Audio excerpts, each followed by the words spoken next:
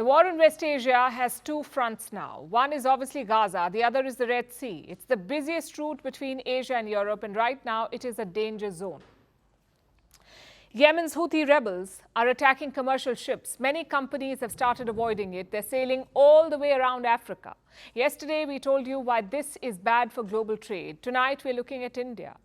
Is India worried about the Houthi threat? How much trade is at stake? And what is New Delhi doing about it? To answer the first question, yes, New Delhi is worried about the Red Sea situation. Prime Minister Narendra Modi spoke to Israel's Prime Minister on Tuesday.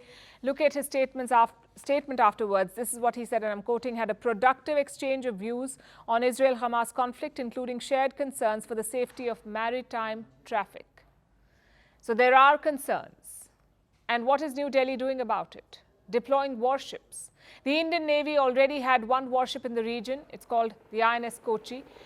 But now a second warship has been sent, the INS Kolkata. And where will they operate?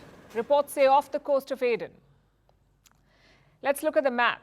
Aden is located on the southern tip of the Arabian Peninsula. It's a Yemeni port city. From Aden, you can control Red Sea trade. So that is India's focus. On paper, this is not about the Houthis, it's about Red Sea pirates. But the timing is key here.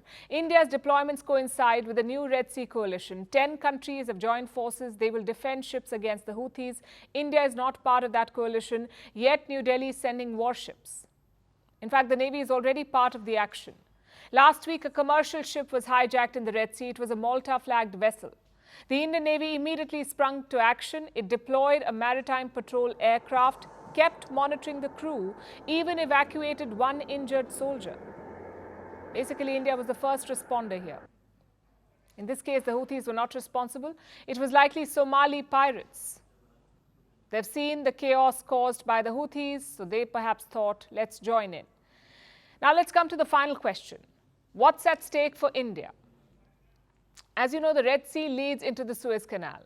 It's a key transit point for India.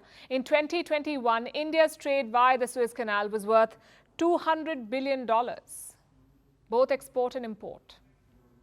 And what is India's total foreign trade? Around $1 trillion, meaning 20% of India's trade is via the Suez Canal. So 20% of India's trade is at stake. There are two major worries. Number one is oil. India now has two major suppliers, West Asia and Russia.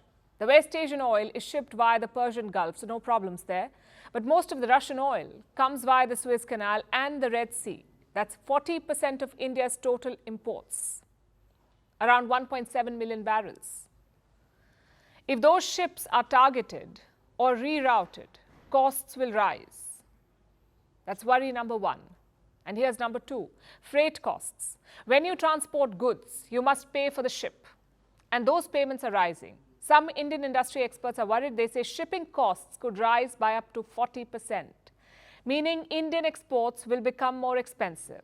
And no country likes to import expensive goods. So India is right to be worried about these Red Sea events. At the same time, India has certain advantages, things that Western countries do not have. For starters, New Delhi is not involved in the Yemeni civil war. In fact, India and Yemen have long been partners. Around 200,000 people of Indian origin live in Yemen. Plus, New Delhi has close ties with Iran, the godfather of the Houthis. So India can pull some strings there in Tehran. Maybe get the Houthis to ease off their ships. Of course, these are not sustainable options. The best option would be to end the war. And that's something that India has already demanded at the United Nations General Assembly.